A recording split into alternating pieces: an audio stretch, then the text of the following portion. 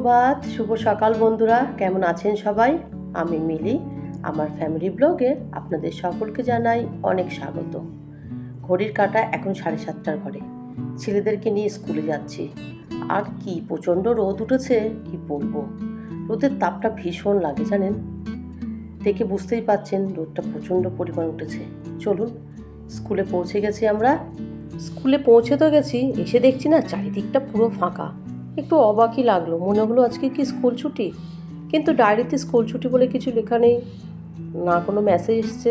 তাই স্কুল ছুটির তো কোনো প্রশ্নই নেই, দেখা যাক কী হয়। তাই ভাবলাম যে হয়তো আমরা আজকে অনেকটা তাড়াতাড়ি চলে এসেছি, কারণ আজকে না একটু রাস্তাঘাট ফাঁকাই ছিল, তাই আসতে বেশি সময়ও লাগেনি। আর এই দেখুন, গাছের নিচে দাঁড়িয়েছিলাম, রায়ানকে একটা সাপ পিঁপড়ে কামড়ে দিয়েছে।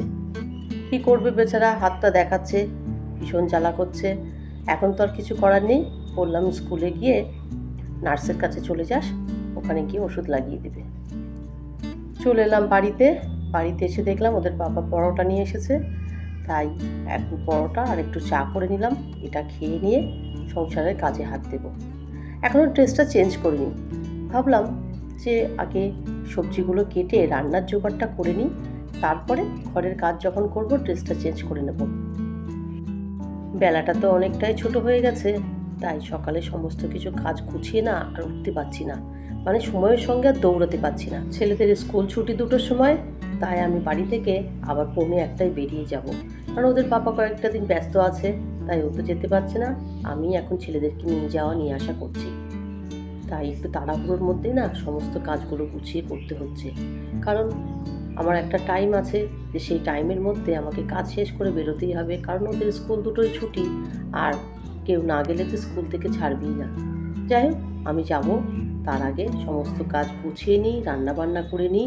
চলুন, রান্নাবান্না করতে চলে এলাম। আপনারা তো দেখতেই পেলেন ফুলকপিটা কেটেছি, ফুলকপিটা একটু লবণ হলুদ দিয়ে ভাপিয়ে নিয়েছি। এবার ফুলকপিটাকে ভেজে তারপরে রান্না করব।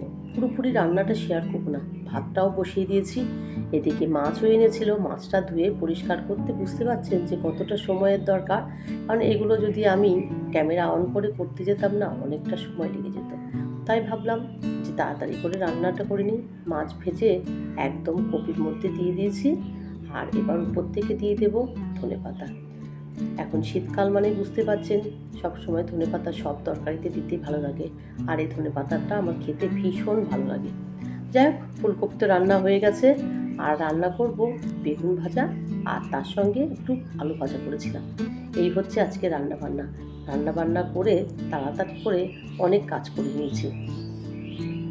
এদিকে তো ফুলকপি রান্না হয়ে গেছে, আর এই দেখুন বেগুনটাও, একটা বেগুন ভাজছি, এটা রিজুর জন্য, আর আমাদের আলু ভাজা আর ওই ফুলকপি দিয়েই খাওয়া হয়ে যাবে। ভেবেছিলাম একটু ডালও করব, কিন্তু আর সময় পেলাম না, আর ডালটা করলামও না। চলে এলাম ঘরের বিছানাগুলো তুলতে।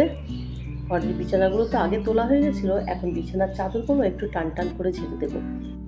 কয়েকদিন ধরে বেশ কতগুলো জামা কাপড়ও কাচা ধোয়া হচ্ছে, আবার তো শুনছি সামনে নাকি ঝড় বৃষ্টি হবে, তাই যতগুলো জামা কাপড় ছিল ধোয়া কাচা করে নিয়েছি। মানে আমি ওই বিছানার চাদরগুলোর কথা বলছি, আর রোজকার জামা কাপড় তো রোজই হাতে ধোয়া কাচা হয়েই যায়, কারণ আমি না বিছানার চাদরগুলো অনেকগুলো করে জমিয়ে ফেলি, প্রায় 4-5টা করে জমিয়ে ফেলি, তারপরে ওয়াশিং মেশিনে দিয়ে দিই। এবার তো ঘরগুলোকে ঝাড় দেবো। সকালে যাওয়ার আগে কিন্তু বাসি ঘরটা আমি ঝাড় দিয়ে ফেলেছিলাম, তাই এখন একটু ঝাড় দিয়ে মুছবো, কারণ মোছার আগে একবার ঘরটা ভালো করে ঝাড় না দিলে না মুছতে গেলে ভীষণ অসুবিধা হয়। অনেকটা সময় পেরিয়ে গেছে জানেন, প্রায় 12:30 1:45 বাজতে যাচ্ছে, আর আমার তো টার্গেটই ছিল যে 1:45টায় বেরোবো। 10 মিনিট দেরি হলেও অসুবিধা নেই, তাই তাড়াহুড়ো করে ঘরটা মুছছি, এখনই বেরিয়ে পড়বো। ছোটোবেলায় ভোর 5টা থেকে 1টা পর্যন্ত আমি এইভাবেই কাজগুলো গুছিয়ে নিলাম। কেমন লাগলো ভিডিওটা অবশ্যই কমেন্ট করে জানাবেন। ভিডিওটা ভালো লাগলে একটা সাবস্ক্রাইব করে আমার চ্যানেলটির পাশে থাকতে পারেন। ঘরগুলো তো আপনাদের সঙ্গে কথা বলতে বলতে মোছা হয়েই গেছে, এবার তো স্নান করব, তারপরে চলে যাব। পৌঁছে গেছি আমি স্কুলের কাছাকাছি, রেল গেটে দাঁড়িয়ে আছি, দেখতেই পাচ্ছেন ট্রেন যাচ্ছে। গেটটা পেরোলেই আর কিছুটা গেলেই স্কুল। আজ তাহলে আসি, আবার আসবো নতুন একটা ভিডিও নিয়ে। সবাই খুব ভালো থাকবেন, সুস্থ থাকবেন, সাবধানে থাকবেন।